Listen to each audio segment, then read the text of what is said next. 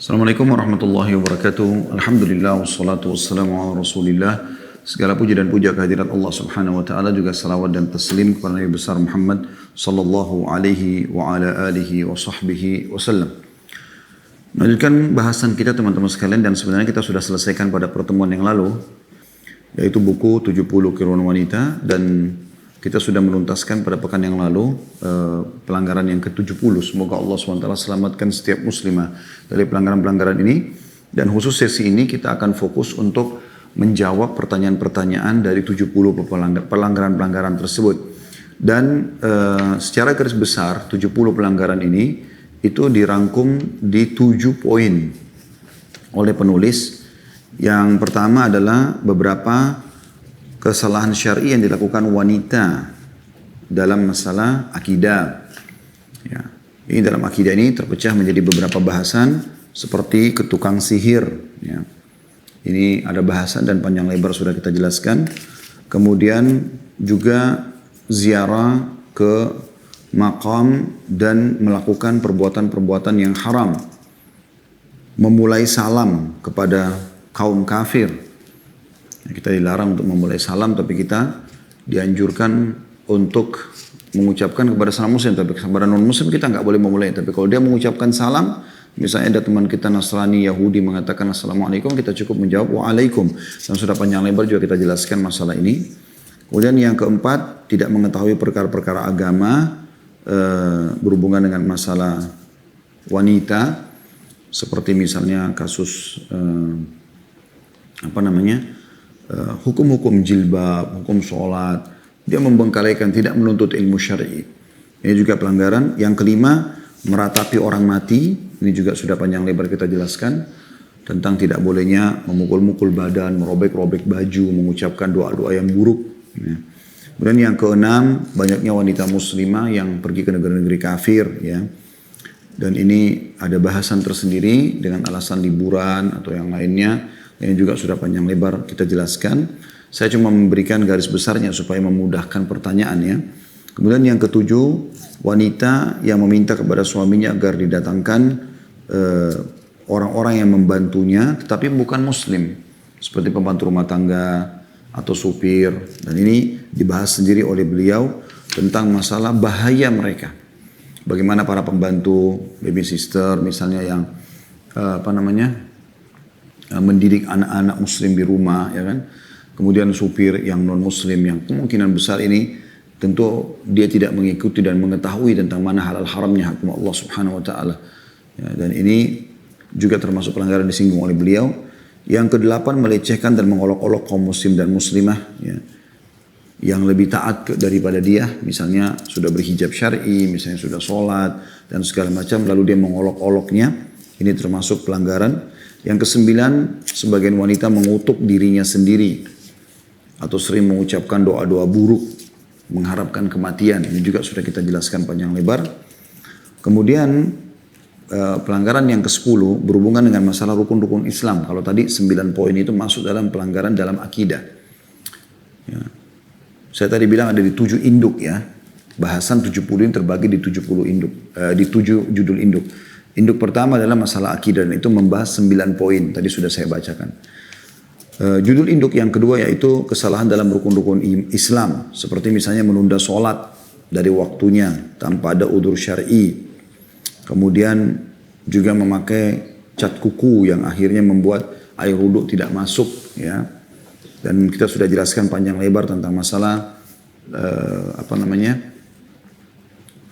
bolehnya menggunakan henna, tapi itu pun tidak boleh dipamer, begitu sebuah keindahan, ya. Tapi depan suami dan segala macam boleh. Ini juga sudah panjang lebar kita jelaskan. Intinya masalah menunda-nunda sholat ini, ya, karena di rukun Islam. Yang ke-11, seorang wanita tidak mengqadha sholat yang telah masuk waktu dan belum sempat dilaksanakan karena keluarnya darah haid dan nifas. Ya, jadi misalnya tadinya dia sebenarnya duhur nih. Dia bisa sholat nih, tapi dia sengaja tidak sholat. Ya. Sehingga menjelang asar darah haidnya keluar. Dia tidak boleh sholat. Harusnya kan dulu tadi dia sempat sholat. Ini harus diqadha sama dia setelah selesai haid. Kemudian itu sudah panjang lebar jelaskan sebagaimana disebutkan dari fatwa Syekh bin Baz, ya. Jadi poin 11 ini dikatakan seseorang wanita tidak mengqadha sholat yang telah masuk waktunya dan belum sempat dilaksanakan karena keluarnya darah haid dan nifas darinya. Padahal ia diwajibkan mengqadhanya segera setelah sucinya. Nah. Kemudian yang ke-12, seorang wanita tidak peduli dengan mengeluarkan zakat atau mengurus zakatnya. Ini juga sudah panjang lebar kita jelaskan. Yang ke-13, mendiamkan suami dan anak-anak yang tidak mengerjakan sholat, tidak menasihati mereka. Kemudian yang ke-14, seorang ibu tidak memperhatikan anak perempuannya yang sudah balik dan mengeluarkan darah haid sehingga tidak mengajarkan kepada mereka kewajiban-kewajiban Islam, membengkalikan pendidikan anak lah ya. Yang ke-15, mengkhususkan warna tertentu untuk ihram ya, yang terjadi padanya pelanggaran-pelanggaran agama. Ya, seperti kasus menggunakan umumnya seperti orang sekarang banyak pakai umroh, pakai ihram warna putih bagi perempuan ya. Nah, dianjurkan tentu jangan putih karena putih itu untuk laki-laki. Dia memilih warna yang lain. Ini sudah kita juga jelaskan panjang lebar. Kemudian judul induk yang ketiga yaitu beberapa kesalahan tentang pakaian dan hijab. Dan itu sudah masuk ke kekeliruan yang ke-16 yaitu tidak berpegang teguh dengan hijab syar'i yang sahih. Dan ini sudah panjang lebar kita jelaskan juga ya. Kemudian kekeliruan yang ke-17 memakai apa yang biasa disebut dengan cadar, tetapi tujuannya bukan untuk menjalankan sunnah Nabi SAW, tapi malah hanya kena trendy dan akhirnya menjadi fitnah yang lebih besar. Nah, sudah kita jelaskan panjang lebar masalah ini, karena ada singgungan para ulama tentang wanita yang bercadar dianjurkan untuk tidak memperlihatkan juga bagian daripada alisnya ya, karena kalau kelihatan alis maka fitnahnya lebih besar daripada tidak menggunakan cadar ya. Yang ke-18, keluar dari rumah dengan tabarruj ya. Dan kita sudah jelaskan panjang lebar, tabarruj menampakkan bagian tubuh yang tidak boleh ditampakkan atau menggunakan perhiasan yang bisa mengundang lawan jenis untuk mengganggu atau tertarik ya. Yang ke-19, mengikuti model pakaian, rambut dan semua yang berhubungan dengan tradisi orang-orang non-muslim yang bisa membawa dia pada terbukanya aurat. Yang ke-20, itu sudah kita jelaskan juga poinnya. Masuk ke judul induk yang ke-4 yaitu beberapa kesalahan tentang rumah dan pergaulan suami istri. Pelanggarannya masuk urutan yang ke-20 yaitu menggunakan bejana emas dan perak pada saat makan dan minum. Ini juga sudah kita panjang lebar jelaskan. Ke-21 menggantungkan gambar-gambar berbentuk yang tidak berbentuk atau mirip seperti bernyawa ya, lukisan-lukisan di tembok dan segala macam. Ada patung di rumah, ini sudah kita jelaskan panjang lebar, tidak maksudnya malaikat. Kemudian yang ke-22 menentang keras poligami ya. Dan akhirnya menjadi tokoh-tokoh dalam membantah hukum Allah Subhanahu wa taala tanpa punya ilmu. Saya sudah jelaskan juga panjang lebar bagaimana poligami adalah sebuah hukum Islam yang mulia dan tidak boleh kita menolaknya, tetapi juga tidak harus melakukannya ya, karena umumnya pendapat ulama ada ya umumnya mengatakan adalah sunnah. Jadi kalau kita belum bisa lakukan maka jangan kita menentangnya, karena menentang hukum Allah SWT seperti memprotes sang pencipta yang sudah menentukan hukum tersebut. Ke-23 tidak patuh kepada suami dan membantah ya. Padahal yang diperintahkan adalah hal-hal yang baik. Serta tidak memberikan kedudukan yang mulia bagi suami ya. Kemudian itu yang ke-23, yang ke-24 sengaja membatasi kelahiran. Nah, hanya dengan alasan tidak mau gemuk ya, atau nanti susah ngurus anaknya dan seterusnya. Jadi yang boleh adalah mengatur jarak, tapi membatasi keturunan ini bertolak belakang dengan hadis Nabi SAW. Yang kata Nabi SAW, menikahlah dengan wanita yang subur dan juga penuh kasih sayang, karena aku bangga dengan jumlah umatku pada hari kiamat. Kemudian yang ke-25, wanita menyangka dirinya tidak diminta pertanggungjawaban di hadapan Allah Subhanahu wa taala terhadap rumah suaminya dan anak-anak suaminya. Kemudian yang ke-26 tidak memperhatikan pendidikan anak-anak dengan pendidikan Islam, lalu membebaskan mereka dengan syubhat-syubhat, dengan tontonan-tontonan haram. Yang ke-27 meminta cerai dari suami tanpa uzur syar'i. Yang ke-28 membengkalikan dan mengabaikan urusan rumah seperti bersih-bersih, mencuci dan memasak. Menganggapnya tidak perlu dia melakukannya, padahal sebenarnya itu adalah ajang pahala yang besar. Yang ke-29 membebani suami dengan perkara yang tidak disanggupinya. Ya, paksa beli kendaraan, rumah, pakaian sehingga harus berutang ataupun bahkan sampai mencuri ataupun korupsi. Ya. Ke-30 menyiarkan pembicaraan atau rahasia atau perselisihan di antara suami istri kepada orang-orang. Ya, jadi kita kalaupun ada masalah dengan suami ataupun dengan istri, maka harusnya bicara pada ahlinya saja. Tidak boleh bicara ke sana sini. Ya. Yang ke-31, suami terjerumus ke dalam larangan yang mungkin dilakukannya. Sedangkan ia berniat baik seperti puasa sunnah dengan seizin suami dan memasukkan seorang ke dalam rumahnya seperti tangganya tanpa izin suaminya. Jadi maksudnya ini pelanggaran ke-31 adalah Anda walaupun suka puasa sunnah, misalnya Senin Kamis, hari Kamis misalnya Anda puasa, tetap Anda tidak boleh puasa kecuali dengan izin suami. Ya. Apalagi pada saat dia lagi ada di rumah. Walaupun dia tidak di rumah, bahasakan besok hari Kamis saya mau puasa ya. Siapa tahu tiba-tiba dia pulang ke rumah, dia butuh biologis, dia butuh dilayani makan dan segala macam. Ya. Ini juga harus diperhatikan. Begitu juga dengan memasukkan orang ke dalam rumah harus dengan izin, nggak boleh tidak. Itu sampai 31 ya. Kemudian judul induk yang kelima, masalah beberapa kesalahan dalam pesta. Dan di sini mulai masuk pelanggaran atau keluhan yang ke-32. Tidak menikah dengan alasan studi dan jaminan masa depan. Jadi menunda pernikahan tanpa udzur syar'i.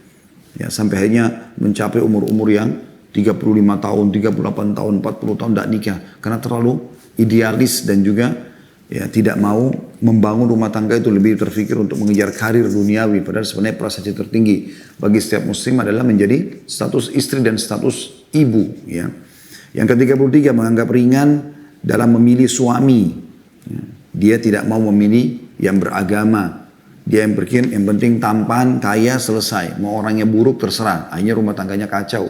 Ini kekeliruan juga dan sudah panjang lebar kita jelaskan. Ke-34 mahal dalam menentukan mahar. Sehingga sulit sekali orang untuk datang melamar dia.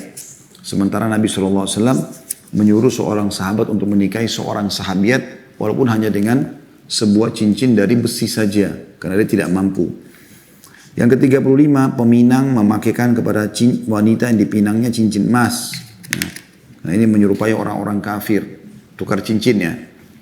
Kemudian yang ke-36, mengharuskan suami untuk memberikan apa yang disebut dengan asyabakah. Ya. Yaitu ungkapan tentang seperangkat emas, blus, baju dan sepatu. Serta suami memakaikan emas pada istrinya. Dan ini mengharuskan. Kalau suami memberikan tidak ada masalah. Tapi kalau mengharuskan sehingga suami akhirnya utang atau calon suami utang sana sini, ini semua tidak dibolehkan. Ini dalam pernikahan dan pesta ya. Ke-37 tetap mengadakan pesta pernikahan di istana atau hotel yang akhirnya mubadzir. Jadi ini boleh bukan tidak boleh kalau kita lakukan misalnya di hotel, tapi bukan berlebihan, masih sebatas itu di sebuah gedung. Tapi kalau ada orang sengaja buat pesta di sebuah istana yang mahal sekali, atau sebuah gedung yang sangat mahal sampai harus atau mengadakan acara pernikahan itu berulang-ulang gitu kan sampai mubazir, ini juga dilarang.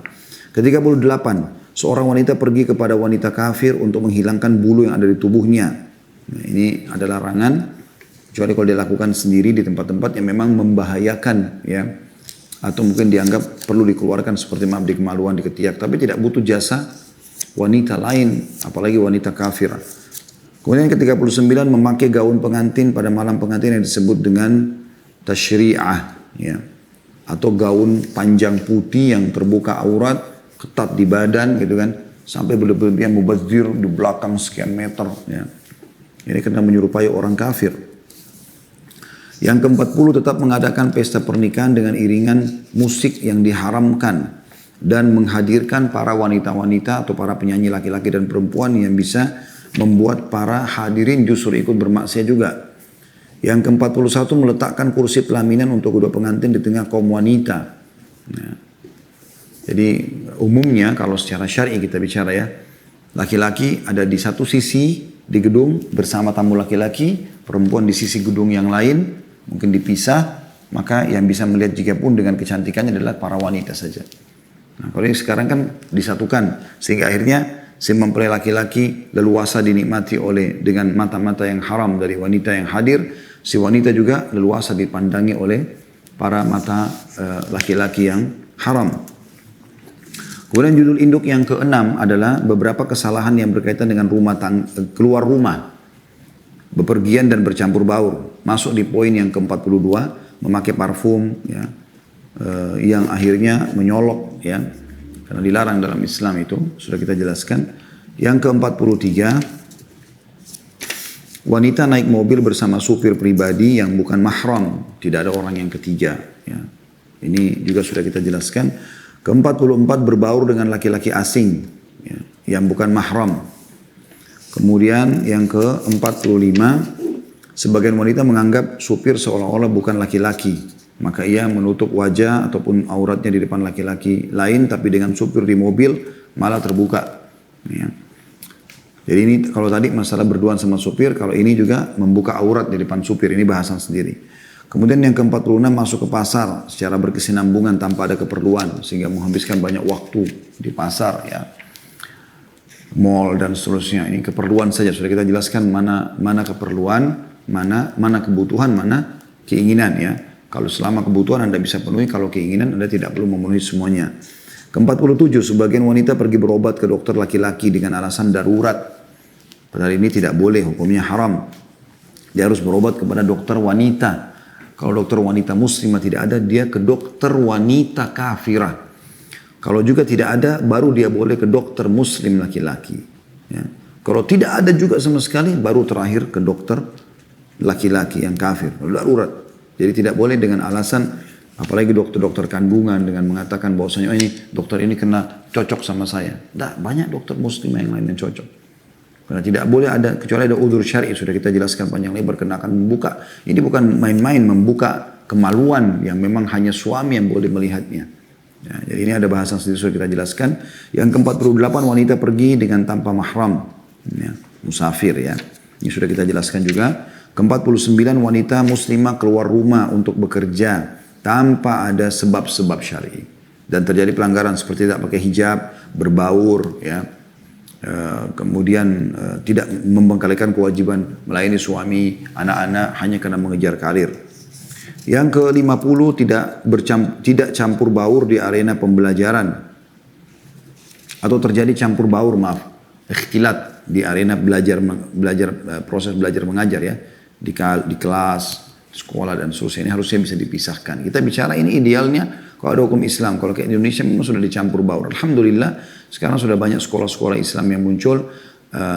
Anak-anak perempuan dipisahkan, anak laki-laki juga dipisahkan. Itu sudah bagus ya. Kemudian judul induk yang terakhir, yang ke-7 adalah beberapa kesalahan umum. Ini mulai dari pelanggaran ke-51, durhaka kepada orang tua. Kemudian 52, tidak menyuruh kepada yang ma'ruf, tidak melarang dari kemungkaran. Kemudian yang ke-53, merajalelakan penyakit lisan di forum-forum wanita dengan ghibah, dengan fitnah dan seterusnya. Yang ke-54, membuka mata untuk melihat keharaman dan tidak menundukkan pandangan dari laki-laki asing. Yang ke-55, bila seorang wanita melihat wanita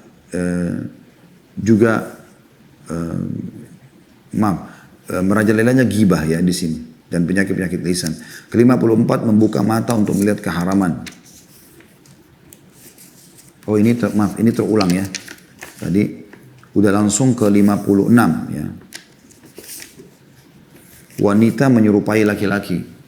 Itu ke-56. Ke-57, melakukan sebagian keharaman yang pelakunya pantas mendapatkan laknat ya, seperti misalnya mentato, minta ditato, mengerik alis, menipiskan dan mengerik atau mengerikkan alis orang lain ya, dan wanita yang merenggangkan gigi untuk kecantikan dan merubah ciptaan Allah. Ini sudah kita jelaskan juga. Ke-58, sebagian wanita dirumus dalam segala bentuk riba, utang piutang, rentenir dan segala macam. Yang ke-59, menyia-nyiakan waktu pada hal-hal yang tidak berguna. Yang ke-60, kesombongan, ya, sombong. Yang ke-61, bertutur kata yang berlemah lembut kepada kaum laki-laki. Ya, yang sebenarnya kalau kita bahasakan manja lah ya. Pada laki-laki yang bukan layaknya dia manja dengan orang itu. Kalau sama suami, sama ayah beda. Ya, tapi ini umumnya sama laki-laki. Kadang-kadang ada wanita begitu. Kita ngomong sama dia, Seperti kita ini sudah lama kenal, seperti kita ini adalah bagian daripada hidupnya, dan dia betul-betul bermanja-manja dengan intonasi suara yang diatur, yang menggoda, kedipan mata dan segala macam ini. Semuanya adalah tidak layak bagi seorang muslimah. 62. Tidak berbekal dengan ketaatan. Yang ke-63, mengikuti majalah-majalah murahan, video, tontonan-tontonan, ya, dan segala macam yang akhirnya membuat dia terjerumus dalam kemaksiatan. 64, ya, itu menyemir rambut dengan warna hitam. Dan sudah kita jelaskan boleh selain warna hitam. Ya. Ke-65, menyelisih salah satu sunnah fitrah, yaitu memotong kuku. Nah, ini banyak wanita tidak mau potong kukunya, malah sengaja dipelihara, gitu kan. Sementara dilarang dalam hadis. Yang ke-66, kagum kepada wanita-wanita kafirah ataupun ahli maksiat, sehingga membuat dia akhirnya mengikuti dan menjadikannya sebagai idola. Ke-67, mengambil teman-teman yang buruk. Ke-68, melampaui batas dalam berkabung atas kematian. Itu sekalian dengan 69 ya. Kita sudah berikan judul kemarin, terkabung atau berkabung yang haram. Yang terakhir kita bahas kemarin adalah itu wanita-wanita yang menulis artikel-artikel yang berisikan kata-kata cinta yang tidak pantas di medsos. Ya. Dan ini sudah panjang lebar juga kita jelaskan. Perkataan yang buruk yang akhirnya tersebar ya. Kurang lebih seperti itu. Nah ini ringkasan semua 7 induk judul, di bawahnya ada 70 pelanggaran yang sudah kita bahas. Dan saya akan baca insya Allah pada kesempatan ini pertanyaan-pertanyaan yang sudah masuk berhubungan dengan tema-tema kita atau sampai kita bahasan tadi. Saya akan fokus lebih banyak membaca pertanyaan yang masuk dari teman-teman CCSA insya Allah. Baru kemudian saya akan buka di medsos kita karena ini adalah pengajian mereka. Yang pertama, Assalamualaikum warahmatullahi wabarakatuh. Bagaimana hukumnya anak gadis remaja saya mewarnai rambut misalnya coklat, bukan untuk tabarruj di hadapan umum karena anak saya berhijab, tapi hanya ingin saja tampil berbeda. Boleh, tidak ada masalah. Ya. Tentu di sini dia menggunakan warna itu, yang penting jangan warna hitam, sudah kita jelaskan, dan memang boleh saja, tidak ada masalah. Jadi tidak harus tunggu uban baru diwarnai. Ya. Dan ini sudah panjang lebar kita jelaskan fatwa-fatwa para ulama berhubungan dengan masalah itu. Insya Allah nanti Anda akan bisa kembali ke playlistnya YouTube. Ya, bisa ditemukan kajian buku ini, insya Allah di poinnya. Jadi tidak ada masalah insya Allah ya. Yang penting jangan warna hitam. Dan jangan dengan habis semir rambut, terus kemudian dia keluar tanpa berhijab. Nah ini jadi pelanggaran agama. Tapi umumnya mewarnai rambut selain warna hitam boleh. Ya. Laki-laki ataupun perempuan. Ya. Kemudian selanjutnya setelah Assalamualaikum warahmatullahi wabarakatuh, saya baru belajar sunnah dan mau bertanya tentang adab berjilbab. Saya melihat jika di Mekah Madinah banyak muslimah yang menggunakan gamis lebar. Sementara jilbabnya hanya pendek sampai dada saja. Atau hanya dengan scarf yang melilit. Sementara di Indonesia jika tidak menggunakan hijab lebar, meski sudah menggunakan gamis longgar masih dianggap belum syar'i. Mohon penjelasannya Ustaz. Jadi begini, tolok ukurnya bukan individu yang ada di Mekah sama Madinah. Tapi tolok ukurnya adalah syariat Allah Subhanahu wa Ta'ala. Kalau kita jadikan patokan Mekah sama Madinah, Anda kalau biasa umroh ataupun haji, Anda tidak asing melihat ada orang sholatnya justru bahkan aneh. Tidak sesuai dengan sunnah. Ya, banyak terjadi, karena di sana orang banyak sekali yang hidup berbaur ya dengan dari berbagai macam pemahaman lalu masuk di sana, sholat. Jadi bukan itu tolak ukurnya. Saya sering kali temukan banyak orang yang sholatnya salah. Padahal sholat di Masjid Haram Mekah. Sholat di Masjid Nabawi. Itu terjadi. Maka bukan tolak ukur individunya. Walaupun ada di Mekah sama Madinah. Tapi syariatnya. Memang syariatnya adalah kita dianjurkan menggunakan hijab yang besar. Dan di Indonesia, Masya Allah, Tabarakallah, ini satu ide yang sangat bagus. Dengan memperbesarkan jilbab. Jadi lebih terlindung kan, tujuannya pakaian itu sebenarnya membuat agar ibu atau ukhti kita selamat dari fitnah. Tujuannya itu. Itu yang Allah sebutkan dalam Al-Quran. Dzalika adna alla yu'zain. Tujuan utama hijab adalah supaya mereka tidak diganggu. Ya, gitu. Orang kalau sudah pakai jilbab besar, tertutup, kemudian juga dia menutup wajahnya, bahkan orang juga bingung untuk mengganggunya gitu kan. Sudah panjang lebar kita jelaskan tentang masalah hikmah-hikmah hijab. Dan ada buku pernah saya anjurkan, kecilnya seperti ini kurang lebih. Bahkan lebih tipis judulnya, wahai muslimah apa yang menghalangimu untuk berhijab. Saya sarankan waktu itu dibeli. kemudian disebarluaskan. Ya, supaya memang insya Allah dengan itu, siapa tahu ya dari 100 buku yang kita sebarkan mungkin 1-2 orang berhijab kita justru panen pahalanya ya. Jadi kalau cuma jilbab yang dililit-lilit itu dikhawatirkan tetap aja terbentuk walaupun bajunya gamisnya lebar. Ada sebagian wanita yang memang Allah Subhanahu wa taala berikan dia bagian dada misalnya besar sehingga membuat dia kalau cuma pakai jilbab kecil pasti akan terlihat terbentuk lengkukan itu kan dan seterusnya. Ini jadi fitnah tersendiri. Cobalah begini kalau mau lebih pasti. Coba pakai hijab syar'i, beli satu kalau belum punya. Kemudian pakai aja beberapa menit ya dengan niat ikhlas mau mendapatkan Allah berikan petunjuk apa bedanya gitu ya. Setelah itu Anda coba jalan aja, jalan di rumah bolak-balik. Atau mungkin Anda jalan di depan anak mahram. Kemudian setelah itu Anda ganti dengan jilbab kecil itu, kemudian Anda coba pakai. Anda pasti akan beda, akan merasakan beda sekali. Perbedaannya itu terasa. Jadi Allah SWT mengatakan wa libasut taqwa dzalika khair. Pakaian yang bertakwa itu yang memang lebih cenderung kepada kehati-hatian itu jauh lebih baik. Pasti akan lebih menjaga. Selanjutnya yang ketiga, Ustaz saya suka menyenangkan hati mertua dengan bilang alhamdulillah kita semua sehat berkat doa eyang. Alhamdulillah kakak sudah lulus kuliah berkat doa eyang. Apa itu menyalahi tauhid kita? Jazakallah khair. Tidak tentunya. Kalau emang selama ini Anda sudah mengatakan pada saat anak mau ujian, pada saat lagi telepon Anda mengatakan jangan lupa doain kami ya. Terus beliau mengatakan iya semoga insya Allah urusannya dimudahkan. Kami memang sudah didoakan. Dan ternyata memang betul anak itu lulus atau kita memang terjaga dari segala macam fitnah. Alhamdulillah dalam 1 tahun kita nggak ada cobaan segala macam. Dalam arti kata kita aman-aman saja tentram. Alhamdulillah. Boleh kita ucapkan itu. Dan insya Allah tidak mengganggu tauhid ya. Karena doa, masalah doa kepada Allah Subhanahu wa taala. Selanjutnya setelah bismillah, agar menjaga hati saya mulai membatasi pergaulan meski dengan teman muslimah. Apakah saya salah Ustaz? Tidak salah. Membatasinya enggak salah. Yang tidak boleh itu kalau Anda mengurung diri eksklusif, tidak bergaul sama siapapun.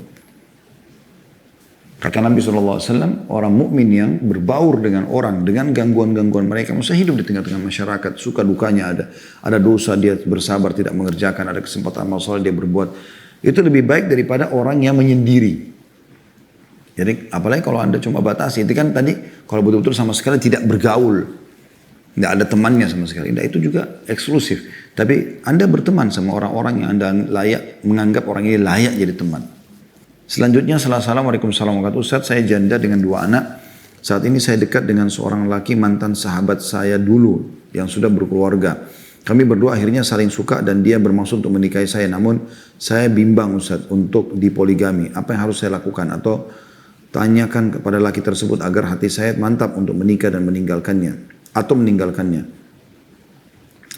Yang pertama sekali saya mengajak ibu dan semua muslimah yang mendengarkan ceramah kami, jangan buka pintu kemaksiatan. Anda ingin niat menikah, niat menikah. Bukan dengan maksud lain. Gitu kan?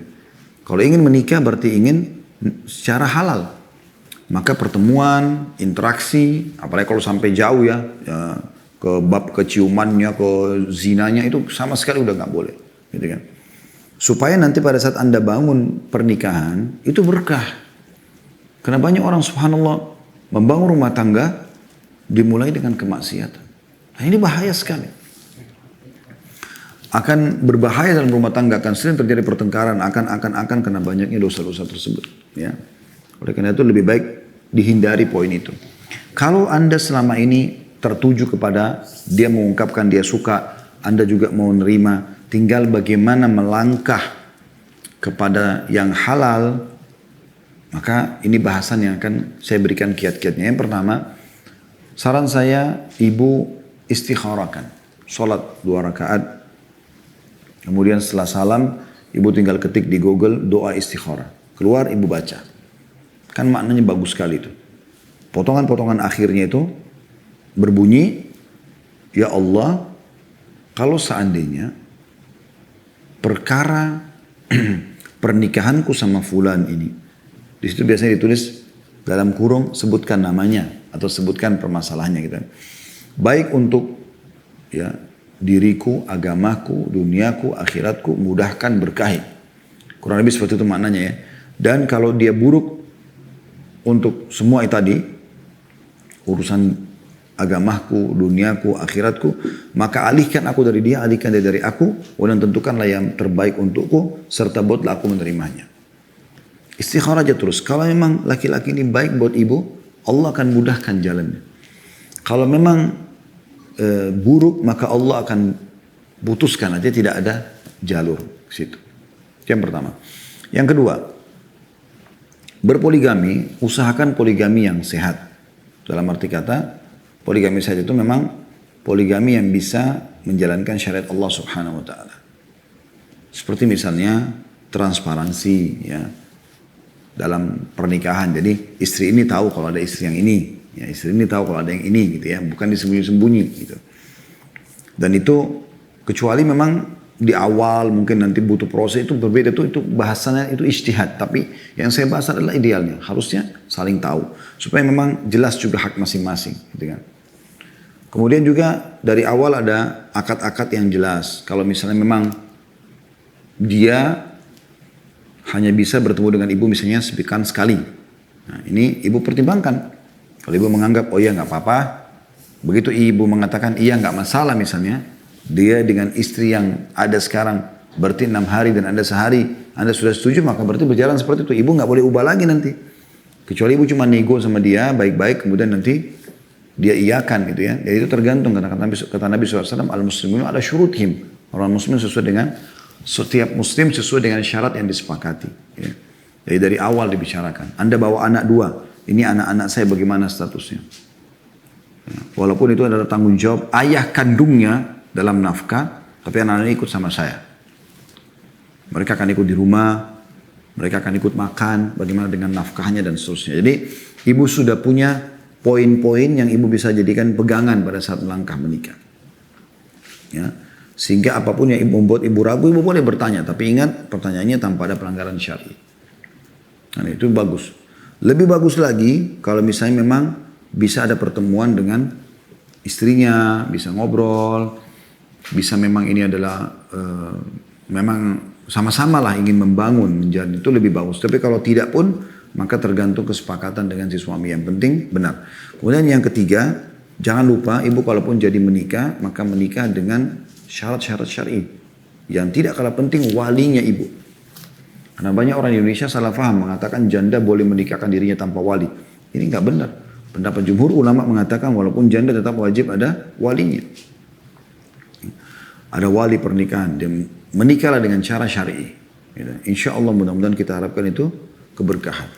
Kemudian yang keempat, yang terakhir, ya, usahakan kalaupun Allah sudah mudahkan menikah lagi, jangan dirusak rumah tangga itu. Karena syaitan akan datang membuat gemuruh dalam kehidupan poligami seperti itu biasanya. Dibuat cemburu pada istri yang lain, dibuat menyusahkan suami dengan cara menghitung setiap detik, kalaupun dia telat sedikit, ini mengacaukan rumah tangga. Kalau sudah dari awal seperti itu, jangan. Ya, Ummu Salamah radhiyallahu anha mengatakan kepada Nabi SAW, ya Rasulullah saya cemburuan, doakan saya supaya ini tidak ada. Maka Nabi SAW doakan. Karena ini kalau cemburu buta berbahaya sekali. Tidak akan bisa jalan, apalagi ini poligami. Ini harus lebih hati-hati. Tapi insya Allah kalau Anda ikhlaskan niat, karena tidak selamanya orang poligami itu tidak negatif, enggak, bisa saja memang mungkin kebahagiaan ibu di situ. Mungkin memang dengan suami yang sudah mapan seperti itu, karena rata-rata laki-laki yang sudah berumah tangga itu kan mapan, ya. Mungkin mapan ekonomi, mapan pikiran, ya. Apalagi kalau sudah di atas 40 tahun, ya, 45 tahun, ini sudah umur-umur bijaksana. 50 tahun ini umur-umur yang laki-laki. Makin laki-laki itu makin berumur, itu makin bijaksana, makin dewasa. Ya, makin bisa mengontrol emosi. Itu lebih baik dibandingkan yang masih muda-muda yang kadang-kadang ya lebih terbawa kepada emosional ya. Baik, selanjutnya ahsanallahu ilaikum Ustaz, Allahumma amin. Sama-sama insyaallah. Bagi teman-teman yang tidak ngerti bahasa Arab, artinya semoga Allah membalas kebaikan, gitu kurang lebih maknanya.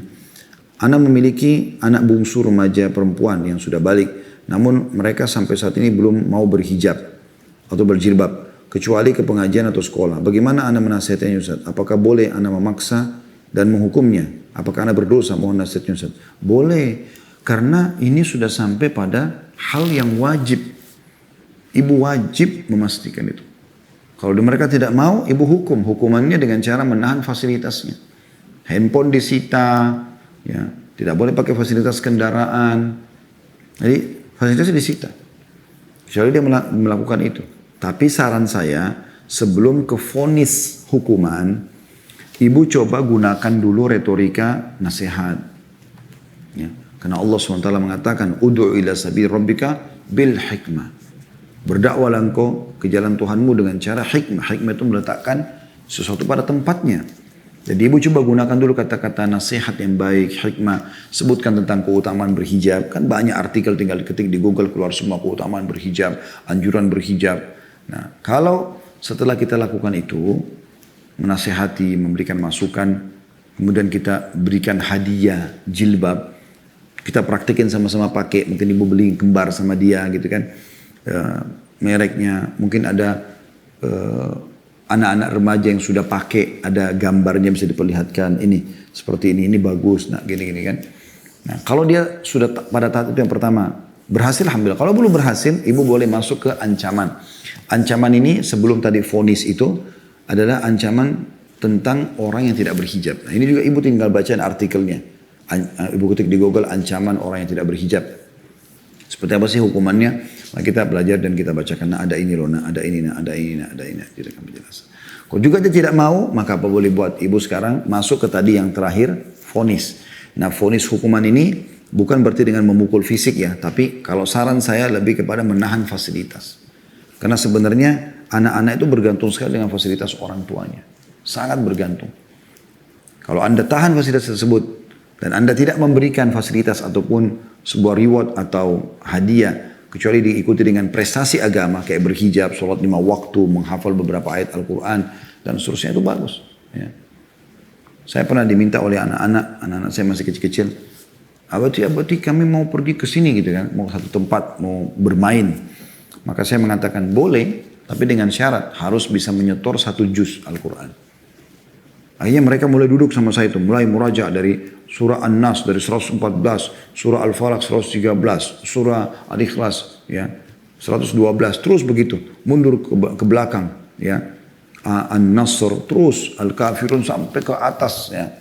Kita coba, nah, alhamdulillah dengan kita ternyata supaya apa yang kita berikan itu Bu, punya nilai di dia. Jadi kita hubungkan apa yang akan kita berikan pada dia dengan prestasi ini. Insya Allah bisa. Ya. Selanjutnya, setelah salam, Waalaikumsalam warahmatullahi wabarakatuh. Semoga Ustadz dan tim Sisesa selalu diberkahi dan dirahmati Allah SWT. Amin insya Allah. Saya ingin menanyakan, saya harus bagaimana menanggapi teman kantor yang sedang bergosip.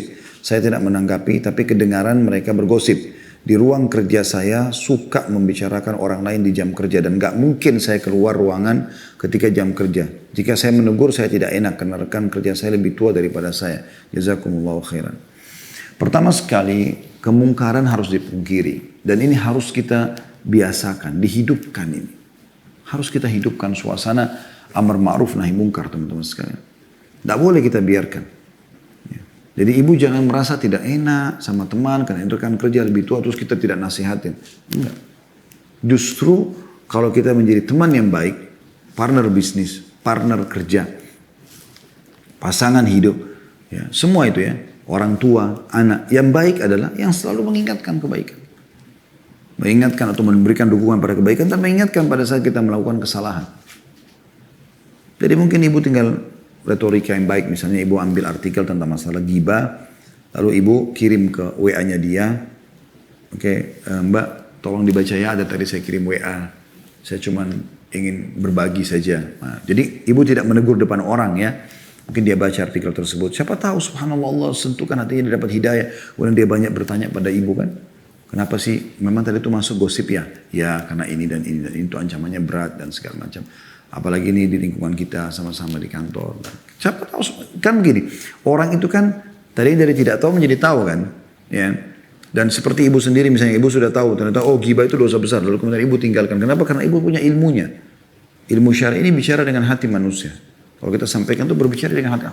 Kuasa Allah SWT, wahyu ini bicara dengan hati manusia.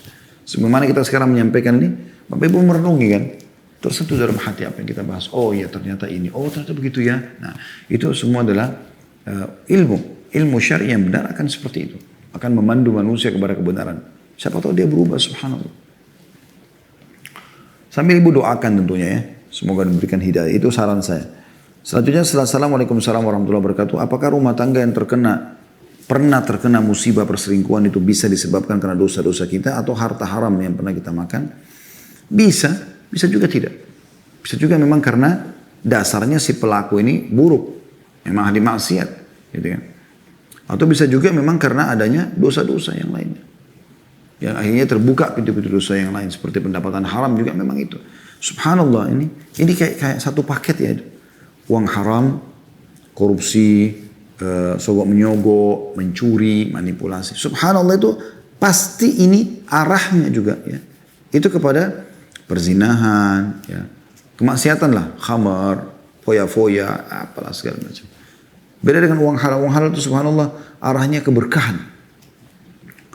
Maka uang itu walaupun sedikit tapi bisa kita pakai untuk kebutuhan ini, kebutuhan itu. Luar biasa gitu. Sampai akhirnya kita bisa bangun masjid, sumbang untuk masjid, anak yatim, kita bisa bantu keluarga, kita bisa biayai sebagian saudara kita yang sedang sakit, kita bantu dan seterusnya. Selanjutnya Assalamualaikum warahmatullahi wabarakatuh. Ustaz, semoga Ustaz dan keluarga dalam lindungan Allah SWT. Allahumma amin. Dan semoga kita juga semua begitu keadaannya. Ustaz, kalau kami melihat orang biasa sedekah, di-share di status, apakah kita harus istighfar dan mendoakan semoga sedekahnya karena Allah SWT? Anda tidak butuh istighfar. Istighfar kalau Anda berbuat salah kan? Dan belum tentu juga perbuatan orang itu salah. Belum tentu. Bisa saja memang dia menulis di status itu karena sebuah motivasi yang dia niatkan. Itu bisa. Kalau dia bisa antara dia sama Allah SWT, dia kontrol supaya dia tidak riak, itu luar biasa. Gitu kan? Itu luar biasa. Jadi tidak perlu kita istighfar karena kita bukan melanggar salah, dia pun belum tentu buat salah. Tapi kalau kita mendoakan supaya sedekahnya ikhlas karena Allah, bagus. Itu positif. Boleh ibu doakan insya Allah. Selanjutnya bismillah Ustaz, saya hendak bertanya terkait tata laksana umroh. Karena saya baru sekali Ustaz. Yang pertama, apakah bandara di Mekah bisa dijadikan awal miqat? Saya mendengar teman mengatakan tidak bisa dan ibadah saya tidak sah Ustaz. Pertama sekali saya jawab, di Mekah nggak ada bandara ya. Dan mungkin tidak akan ada sampai saat ini. Dan mungkin kedepannya pun tidak ada. Kecuali memang Allahu a'lam ada pemerintahan baru dibuka berbeda. Tapi yang ada di Jeddah. Walaupun Jeddah sama Mekah ini kayak dianggap mirip satu lokasi. Tapi ini dua kota yang berbeda. Ya. Kalau yang di sini ditanyakan apakah bandara Mekah, maksudnya ini Jeddah, bisa jadi miqat, maka ini Allahu a'lam. Saya melihat ini ada pendapat tapi sedikit ya. Umumnya pendapat mengatakan tidak boleh. Karena Nabi SAW sudah tentukan miqatnya. Makanya kalau kita naik Saudi Airlines, itu sebelum landing di Jeddah, kalau seingat saya pernah durasinya sekitar 15 menit ya. Dia melewati sebuah miqat namanya Yalamlam, yang masuk wilayah Yaman sekarang. Maka pasti diingatkan dalam bahasa Arab, dalam bahasa Inggris, dalam bahasa Indonesia, supaya yang mau niat umroh silakan. Ini miqat sudah, sebentar lagi kita akan lewatin ya. Pas lewat di atasnya diingatkan lagi, kita sekarang berada di atas miqat, semoga Allah terima umroh Anda. Gitu. Tapi itu saya lihat cuma ada di penerbangan Saudi ya, beberapa kali saya naik penerbangan lain, nggak ada itu. Maka tentu saja saran kami adalah di miqat ya. Yang kedua, saya baru mulai menggunakan niqab saat tawaf. Saya diminta untuk melepasnya, namun ada teman yang tetap menggunakan dan ada yang menggunakan penutup kasa hitam sebagai pengganti niqab. Bagaimana sebenarnya Ustaz hukumnya? Jazakallah khair. Yang kami tahu memang dianjurkan membuka niqab dan membuka kaos tangan. Itu pada saat berihram ya. Sampai selesai paket umroh itu baru Anda pakai kembali. Assalamualaikum warahmatullahi wabarakatuh. Izin bertanya, apakah ada jenis musik yang dihalalkan pada saat acara walimah seperti musik religi? Ada iringan musik klasik seperti itu Ustaz. Mohon sarannya Ustaz, karena kebanyakan orang tua menginginkan agar adanya iringan musik ketika adanya acara walimah. Jazakallah khair. Yang kami tahu ada buku Syekh Albani menjelaskan masalah itu ya. Jadi memang ada yang dibolehkan dalam syariat, ada yang tidak dibolehkan. Tapi yang dibolehkan sangat sedikit sekali. Ya, sangat sedikit sekali. Ini saya sarankan lebih baik membaca artikel-artikel tentang masalah hukum musik, itu cukup banyak artikelnya. Saya kalau bahas ini akan panjang sekali tentunya, tapi yang saya ketahui ada yang dibolehkan. Ya, untuk terutama bagi kaum wanita, melantunkan syair-syair yang baik, memukul ya semacam berbanah ya, atau seperti itulah gendang atau istilahnya ya. Saya khawatir keliru dalam masalah, tapi alat itu yang dibolehkan ya. Yang lain ini seperti gitar, piano, semuanya nggak pernah ada gitu. Itu larangannya lebih cenderung ke situ. Jadi lebih kepada syair-syair yang mengundang kegembiraan segala macam itu insya Allah masih dibolehkan. Kemudian hamba Allah di Tangerang. Ustaz, bagaimana kalau orang tua melarang menggunakan jilbab besar apalagi pakai cadar?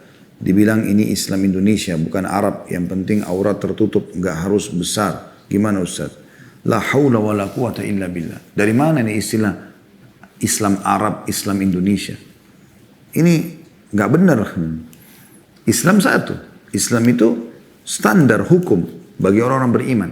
Mau dia di Eropa, mau di Amerika, mau di Afrika, mau di Asia, sama semua. Babi haram di mana-mana. Khamar haram di mana-mana. Durhaka sama orang tua, menggibah, memfitnah, semua sama haram. Di mana-mana semuanya haram. Kita punya standarisasi. Tutup aurat wajib, membuka aurat haram dimanapun berada. Kalau masalah bahasa itu dulu ya, tentang ini Islam Indonesia dan seterusnya. Jilbab besar justru tadi sudah kita jelaskan, ada salah satu akhwat kita yang bertanya di awal-awal ya. Justru pada saat dia di Mekah, di Madinah dia sempat melihat orang-orang malah pakai jilbab kecil. Cuma memang abayanya besar gitu kan. Maka saya jelaskan justru kelebihan bagi umat Islam di Indonesia. Mereka Masya Allah menggunakan hijab syar'i yang sangat rapi, sangat baik. Ya. Maka perlu penjelasan yang baik kepada ibu Anda. Semoga Allah SWT berikan hidayah kepada beliau agar bisa memahami masalah ini. Cukup banyak sekali buku. Ada buku yang menarik itu judulnya, ada nggak di sini, Muslimah apa yang menghalangi berhijab? Ya, warnanya putih, ada pinknya ya, kalau tidak salah. Coba salah ikhwah tolong liatin di bawah, bisa insya Allah kita lihatkan nanti. Jadi mungkin bisa dijelaskan nanti ke ibu setelah membaca buku, membaca artikel tentang masalah wajibnya menutup aurat, dan tutup aurat itu memang betul-betul ada tujuan syar'i supaya tidak terganggu, supaya tidak terbentuk tubuh ya. Selanjutnya, Assalamualaikum warahmatullahi wabarakatuh. Muhammad Azri Khairuddin, laki-laki 20 tahun dari Jakarta, mahasiswa. Apakah mendapatkan uang saku dari beasiswa organisasi catur itu haram? Kondisi tambahan pertanyaan saya yaitu pada saat ingin turun uang saku harus terdapat tanda tangan tiap siswa. Namun dikarenakan beberapa siswa dalam organisasi itu rumahnya jauh dan juga kondisi pandemik, maka teman-teman saya meminta tolong kepada saya untuk menandatangani di kolom nama mereka. Dikarenakan rumah saya paling dekat dengan tempat pengumpulan absensi agar uang saku tersebut bisa turun. Bagaimana akan hal ini Pak Ustadz? Apakah uang saku yang saya terima itu halal atau haram, mohon pencerahannya, dan semoga Allah menjaga dan memberkahi Pak Ustadz. Ini sebenarnya tergantung pendapat siapa yang sedang dipegangi ya. Kalau saya termasuk orang yang berpegang pada pendapat untuk catur tidak dilakukan. Ya. Karena sudah berapa kali saya ulangi masalah itu yang dianggap itu adalah strategi perang, itu nggak benar gitu kan. Walaupun ada pendapat sebagian orang ya yang mengatakan itu adalah boleh-boleh saja mubah, tapi saya cenderung pada pendapat yang tidak membenarkan itu. Oleh karena itu lebih baik dihindari, ya, lebih baik dihindari. Allahu a'lam. Itu yang pertama. Yang kedua berhubungan dengan masalah menandatanganin buat teman-teman. Jadi tanya lembaga itu. Sekarang kalau teman saya tidak bisa hadir, lalu saya diminta untuk mewakili tanda tangannya, boleh nggak? Misalnya diwakili tanda tangan, itu di Indonesia kalau salah ada peraturannya kayak ada surat kuasa gitu ya, seperti itu. Nah itu kalau tidak jangan sampai seperti itu, karena bisa saja Kalau dia tidak menjalankan kewajiban-kewajiban untuk mendapatkan beasiswa tersebut, maka tentu saja ini bermasalah. Jadi lebih baik negosiasi sama lembaga tersebut, kira-kira seperti apa ya solusinya. Ya ini ada bukunya yang saya bilang, wahai ukhti kenapa engkau tidak berjilbab ya. Harumnya surga tidak akan tercium oleh mereka yang tidak istiqomah dengan syariat Allah. Harganya murah sekali, mungkin cuma Rp10.000 atau maksimal Rp15.000. Yang saya bilang sering beli, ya baca dulu, kemudian beli, ya dan sebarluaskan. Yang terakhir insya Allah yang kita bahas dua ya pertanyaan dari Ananda Laras yang masya Allah rutin sama kita dari Malang. Assalamualaikum warahmatullahi wabarakatuh. Semoga Allah merahmati Ustaz. Allahumma amin dan kita semua insya Allah. Terima kasih atas ilmunya. Afwan izin bertanya, apakah boleh orang tua saya memberikan HP di bawah usia 13 tahun? Karena teman-teman saya sudah banyak yang mempunyai HP sendiri. Dan apakah kalau memberikan HP tersebut termasuk kekeliruan? Jazakallah khair. Tidak, boleh saja. Tidak, bukan kekeliruan, boleh saja.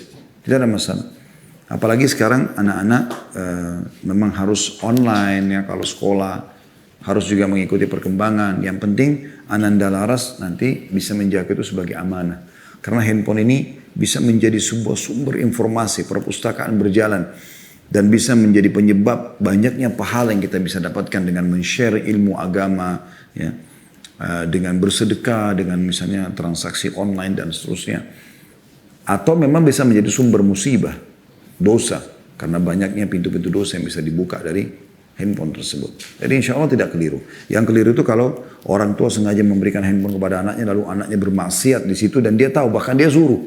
Nah itu yang keliru. Tapi kalau digunakan untuk kebaikan, untuk belajar, untuk ilmu, untuk mendapatkan informasi dan segala macam, insya Allah tidak masalah. Yang terakhir Ustaz, Assalamualaikum warahmatullahi wabarakatuh. Akhir-akhir ini saya sangat mudah marah. Hal kecil saja bisa membuat saya kesal dan susah menahan marah. Bagaimana agar saya bisa lebih sabar Ustaz? Apakah ada amalan atau doa agar saya lebih sabar? Jazakallah khair. Pertama sekali berdoa kepada Allah Subhanahu wa taala supaya Allah hilangkan penyakit dalam hati, termasuk marah tanpa sebab. Marah bukan tidak boleh, tapi marah itu hanya dibolehkan kalau pada pelanggaran agama. Nabi SAW dikatakan marah itu kalau terjadi pelanggaran agama. Bukan tidak ada pelanggaran agama seperti itu. Ya. Jadi nggak boleh orang emosional sembarangan. Nah ini poin penting yang harus difahami. Ya. Kemudian langkah selanjutnya adalah ada hadis Nabi SAW yang berbunyi, kalau kau sedang marah dan engkau sedang berdiri, duduklah. Kalau engkau masih marah, berbaringlah. Kalau engkau masih marah, berwuduklah. Karena sungguh itu dari syaitan dan itu akan menghilangkannya. Jadi itu bisa kita lakukan kiat-kiatnya. Dan yang terakhir selain berdoa, selain melakukan tadi kiat-kiat itu, ubah posisi lah ya. Yang ketiga, kontrol. Pada saat mau marah kita kontrol. Dan kita harus tahu kenapa saya marah. Kalau secara agama boleh misalnya contoh, kita marah karena terjadi pelanggaran agama tadi. Maka tidak ada masalah. Seorang suami marah pada istrinya karena tidak berhijab. Atau orang tua pada anaknya karena anaknya melanggar agama. Atau teman sama temannya. Atau atasan sama bawahan. Atau guru sama muridnya. Itu boleh saja kalau terjadi pelanggaran agama. Tapi kalau marah tanpa sebab nggak boleh. Makanya pernah ada seorang anak muda datang dan mengatakan, ya Rasulullah wasiatkan saya. Seakan-akan dia mengatakan, ya Rasulullah coba sampaikan kepada saya apa yang membuat saya bisa bahagia hidup. Kata Nabi SAW, jangan kau marah. Dia bilang, apa lagi ya Rasulullah? Supaya saya tenang hidup nih. Kata Nabi SAW, jangan kau marah. Apa lagi ya Rasulullah? Jangan kau marah. 3 kali Nabi SAW ingatkan. Karena emosi itu membuyarkan ide. Membuat raut wajah berubah. Ya. Dan akhirnya kita juga tidak terkontrol. Makanya kata Nabi SAW, laisa sur'atu bil ghadab. Bukan keperkasaan, kehebatan, kebijaksanaan itu tidak daripada emosional. Walakin as-suratu man malaka nafsa indal ghadab. Tapi kedewasaan itu justru dilihat pada saat dia bisa mengontrol emosinya pada saat dia marah. Allahu a'lam. Baik teman-teman sekalian, ini bahasan kita insyaallah. Semoga Allah Subhanahu wa taala menjadikan sebagai tambahan ilmu buat kita dan kita harap semoga pertanyaan-pertanyaan tadi sudah mewakili 70 bahasan kita yang lalu. Ya, walaupun bukan 70 kali pertemuan ya, karena ada kadang-kadang satu pertemuan saya membedah sampai 1 atau 2 atau sampai 3 bahkan bahasan karena mirip satu sama yang lain. Dan saya mengajak teman-teman di YouTube selalu subscribe, like, dan juga jangan lupa loncengnya. Juga teman-teman di desa bisa bergabung, mengajak teman-teman kerabatnya agar sama-sama kita bertawun dalam kebaikan. Sebagaimana Allah katakan dalam surah Al-Ma'idah ayat 2, wa ta'awanu 'alal birri wat taqwa, saling mendukunglah dalam kebaikan dan ketakwaan. Dan juga ini semua tujuannya agar kita bisa membendung kemungkaran. Yang Allah mengatakan wala ta'awanu 'alal itsmi wal udwan, wala ta'awanu 'alal itsmi wal udwan, dan jangan saling mendukung dalam maksiat dan dosa, gitu kan. Nah, ini kebanyakan di masa sekarang banyak maksiat, maka kita harus melawan itu dengan kebenaran. Begitu juga teman-teman di Instagram dan Facebook selalu follow, dan kita sama-sama insya Allah mengembangkan ini karena Allah Subhanahu wa taala. Semoga Allah jadikan sekali lagi sebagai tambahan amal kita. Kalau ada benar dari Allah, kalau ada salah dari saya mohon dimaafkan. Subhanakallahumma bihamdika asyhadu an la ilaha illa anta astaghfiruka wa atubu ilaik. Assalamualaikum warahmatullahi wabarakatuh.